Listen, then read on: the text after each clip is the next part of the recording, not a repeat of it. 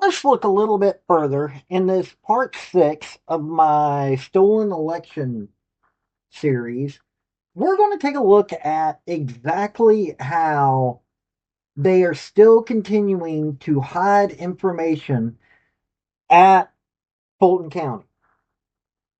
Now, I'm not somebody who's under the impression that they're going to all of a sudden decide, hey, we're going to be good after 2020 election, general election, and then the 2021 special election. They've got to hide what they did wrong there. And on top of the fact of, as you're about to hear from the state election board meeting, they're concerned. They're going, there's going to be a woman there that's going to explain to you how Fulton County continues to hide records. And then they're using fees to hide voter rolls that are supposed to be by law legally available to everybody. You heard that right. These voter rolls are supposed to be legally available. Why? I recently saw a video in Georgia where folks were going around to the addresses and stating how many people were voting at locations that didn't even have a house, or if there was a house there, it was not holding 30 people in it. You heard that right. They had abandoned houses and empty lots that were having 30 people that were registered to vote on that lot. This is the stupidity that is going on in Fulton County. And they're hiding it. They're making sure that they are not being audited for any election. This is the single biggest voting area in the state of Georgia. That's Fulton County. Now, this meeting is from November 18th, 2024. It's a year and 5 months, almost a year and a half ago. But it tells you how bad that it is getting. Yes, this isn't directly about the 2020 election, but it's going to show you exactly how much they are willing to hide in Fulton County. Now, let's get into this. Let's let you hear this and you decide. Hey, folks, now that you're at my channel, there are 4 things I would love for you to do. The very first thing is think.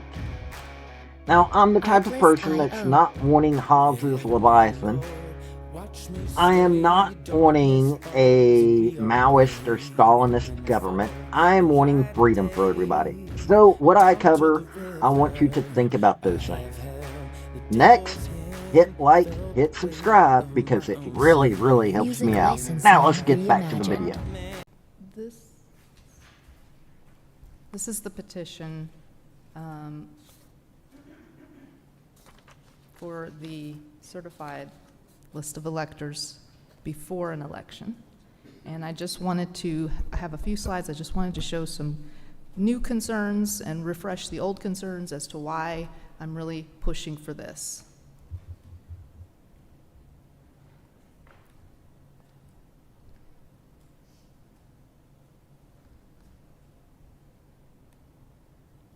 So this is a list of some absurdities that I labeled it that way because it just is. They were just absurd. The Fulton BRE greatly limited board member access to election data, as you heard. They had to be taken to court in order to give election data to board members. And then they voted, they said, well, okay, you have to give them data, but then they voted no digital, just paper and pencil. And Fulton County is 550,000 voters-ish.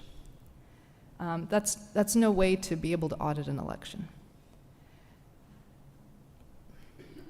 So, ironically, they were claiming that paper was their most secure method for looking at the election data. Okay. So, additionally, you heard that they never really got to see all the numbers reconciled. from all the three main sources. And then the numbered list was on the agreed list of items, but still not provided. Okay, so this is just to emphasize that transparency is necessary. The certified list of voters before an election and the numbered list of voters after are a way to audit. And counties shouldn't be playing these games and hiding this stuff.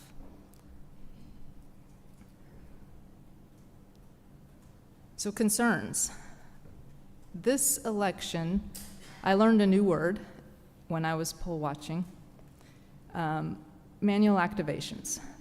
That's when you allow people to vote who are not in the poll book. How do we know that they registered on time? That there's no way to, we don't know if the registration date is accurate or backdated. All this stuff should really be taken care of. October 7th is the deadline. I understand you get an influx of registrations that day. I think a week before early voting, October 7th to October 14th is enough time to get everybody in. And if there's a pending status, because I understand if people leave information off, they have 30 days to cure it, then, we should have a list. Like I've claimed before, you have the certified list, and then you have all these people that are in pending status that we know there's a finite number of people. And while people were manually activated, there is a written document in the poll to show that includes the numbered list of voters that are showing up that are not in the poll book. So that's at least the official record that they get voter credit. Just letting you know that that is a document and that is something that that is included in the before and after records. And like I said earlier, watching at Georgia Tech, that those manual activations were a really big hassle. I know that there were kids there that waited for an hour, the whole hour I was there.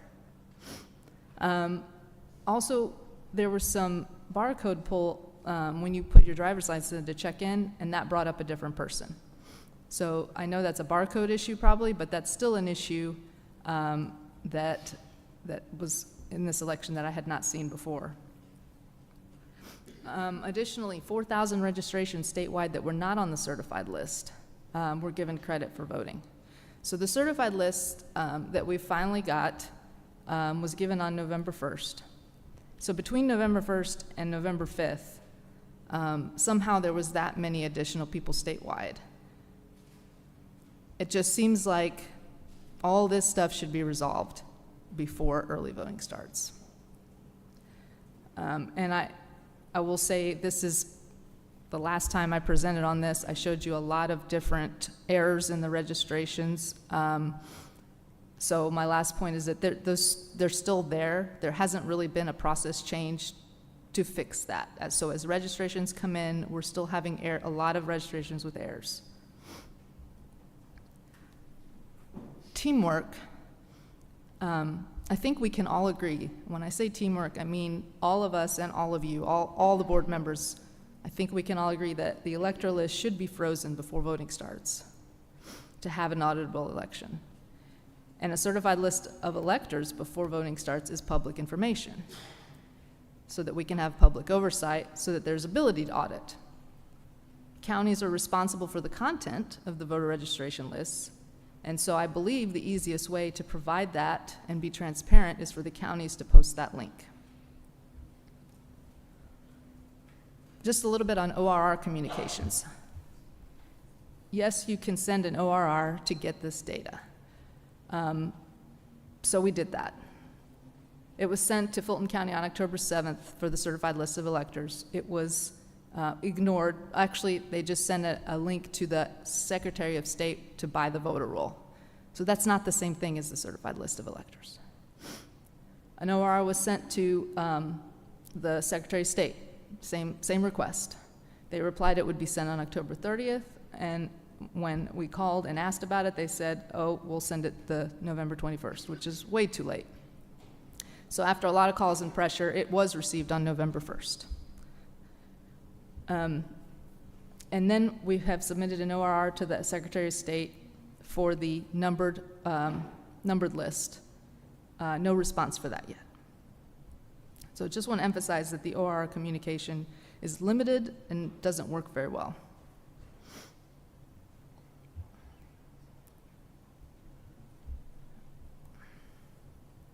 And just a quick timeline to show you, there's a lot of time here spent. This is per the law. You know, the current on the top, on October 4th, that's your registration deadline, and that's per law. October 4th is when there's no postmark, so October 7th. And then you have that week till early voting where registrations are being uploaded. And then even through all 3 weeks of early voting, there's still items being updated in Jarvis. And typically those are reflected on the poll pad immediately. However, this time that didn't happen. I guess there was an issue with ePulse or something, but the poll pads were not being updated when people were being added. So that's why there was a lot of discrepancy there. I don't know why. So that's something we do need to figure out as process-wise why that wasn't being updated. What my proposed additions are going to do, if you look on the bottom of this timeline, is at that point, right before early voting, what we're asking for is you would typically have all your registrations entered, and then you can post the certified elector list. And then you can also post the list of registrations that are incomplete that need cured. They're just names. You may not have all the data that they need. And then have a supplemental file, just like the absentee voter file that's posted daily by the SOS, where as people are added as electors, they're added to the supplemental file. Now, this is happening during early voting. I think the intent of the law was not for that to happen. I think that everything is supposed to be in before that, but that's what's happening. So as people are being added for different reasons, I understand the law allows for it if there's errors. We should just have visibility to that. That's all I'm saying. So this is the first petition. I don't know, is there anything else you want to add? Okay. So that's what I have for this first one.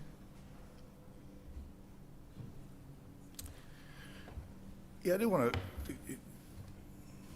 address one thing, because I hit a whole bunch of different polling locations this year, and one thing that I would ask about is people coming in and saying they were registered, not showing up at the poll pads. And constantly I was getting this comment that they would go back and check the DDS site and it showed them as being registered, but for some reason they didn't make the voter list. And therefore they would allow them to vote because they had registered timely with the DDS, but it didn't make the list. I don't know the answer to that. I don't know why that happened yet, but there were a lot of people that were added because they, they had registered properly. They just, for some reason, didn't get on the poll pad. So, I mean, I think that I would like to hear the other petition. I think they go hand in hand. But I will say that I've had similar complaints as well during this election cycle, and just concerns about people not being listed in the system as far as when they go into the poll pad, it's not showing up, versus them being able to prove that they did register on time. So there are issues with whether or not we are, handling this process correctly. So I do have concerns about that. But I do think that maybe we should hear the second petition and then maybe have a discussion on it all together, because they kind of go hand in hand. yeah, it wasn't a come forward against. It was just something that I found, and I found it interesting, and I also was very amazed and proud of the poll workers that went that extra step to try and prove these people did register, and therefore they allowed them to vote, instead of discounting their votes. So they would go to extraordinary steps to try and verify whether they were registered to vote or not. So I'd like to say a few words. There are two things that are absolutely required for a valid election to start with. One is, who is on the list to vote? Who is eligible to vote? That is the qualified electors list, or the qualified voters list. You have to have that in order to begin an election. And then with the election, you have to know who voted. So who's eligible to vote and who voted. And those two items are absolutely necessary.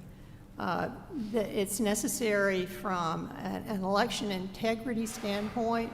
We need to be able to check and make sure our county governments are doing the job they're supposed to do. Are they looking at the voter list? Are they maintaining the voter list? Are they checking the voter list? Are they making sure that it is accurate and current for the election that is about to take place? There's nothing that you can substitute that is an excuse for why that is not available. It's also necessary for election security, because we know that electronic records now can be hacked. It's not a matter of if they're hacked, it's a matter of when. And so a publicly available voter list allows not only the county, but the public, but the candidates, but the campaigns to check those voter lists and make sure that swaths of voters have not been removed or added inappropriately. It's also very important for voting rights. We know that there's a history of voter suppression in different states, in different localities, in different jurisdictions. And a publicly posted voter list provides that balance, that check, that publicly visible list of who is eligible to vote in this election. And finally, it addresses the issue of campaign equity. So an incumbent has an advantage. They already have their list. They have their targeted voters. But somebody who's trying to run for office and does not have that information readily available is at a disadvantage. This provides an equal opportunity for all candidates, for each candidate to have access to that voter list so that they can direct their efforts and their campaign to those eligible voters, and they must be eligible voters. So I find it curious that there's a pending list, there's a supplemental list maybe, but in the August meeting of the State Election Board, Blake Evans told the board and all those that were listening that we don't really need a supplemental list anymore because we have up-to-date electronic voter registration system. And he acted like that was not a necessary thing because the voter list was updated on a daily or nightly basis. DDS sends its information to the Secretary of State on a nightly basis for updating. So I don't know why DDS voter registrations were not in the system to start with. When Mr. Evans was asked about this supplemental list, he said, well, maybe for Election Day. Well, that's not good enough. There's a supplemental list that needs to be addressed or published along with the qualified voter list during early voting. I think most of these laws were written when elections were a one-day event. Well, they're not a one-day event anymore. It's a month-long voting period. And so you have to adjust to that month-long voting period. And if voters need to be added because they were the glut of last-minute registrations, then there needs to be a supplemental list published every day to make that also a publicly available list of new voters in that jurisdiction. So I would also question why do we have to charge individuals? It's back to that same old question. If you've got the money, you can play. It's pay to play. So if you have the money, you get the voter list. But if you don't have the money, what do you do? What do you do? If you want to be interested and you're a data person and you like to look at this, or if you're a candidate that doesn't have much money and this is yet another thing to pay for, what do you do? Why don't we consider having this part of the legislative budget to provide for these voter lists to be published and available to the public? Why isn't it part of the budget so that everyone, whether they have the money or not, can participate in the review of our voter list and our numbered voter roll too, our numbered voter list. Now look, Brad Raffensperger has attempted to clean up the voter rolls in some ways. He's only done minor lawsuits. He's only done a small portion of what he is supposed to do. And that's because he knows how many eyes are on him. This is a person that should not be in office. But he is, and he claims to be Republican, but he acts like the only people he should protect are Democrats in the state of Georgia. He does not protect anybody who is Republican in the state of Georgia. For that matter, he doesn't protect actual legal citizens in the state of Georgia. The more I dig into what is going on and the more information that I am providing to you, it will show you why I am so concerned. This is why I am bringing all this information to you. And yes, YouTube is limiting my reach. I had a video that I sent out the other day. They only allowed 17 people to see the video. End of story. They are not allowing the truth to come out. And it's starting to get on my nerves. Why? Because YouTube seems to think that they should be able to protect the Democrats, just like Brad Raffensperger, the so-called Republican, does. Well, I'm going to keep shouting this information out there. I am going to keep publishing this information because at some point, we are going to get to the point where they see what is happening. You can follow me and I will be very appreciative. I probably need comments. We need this information to keep going forward. Why? Because it's your elections. It's my elections. It is your children's elections. It is your grandchildren's elections. You want to get this country changed? Well, it starts at the ballot box. You've got to get the right people out of office, the right people into office and the wrong people out of office. Well, you can't do that if the system's rigged. In Fulton County, the system is rigged. But I've got more coming. This has been Paul, the Redneck Thinker. Y'all have a good day now. Bye. Hey, folks, before you leave, if you can't become a member via my YouTube channel, which that's for my thinker, I've also got sports. I've got a Patreon. If you really want to help me out, I would be much appreciated. But hey, hitting like, hit subscribe, hit commenting, all those things really help me out. Have a good day.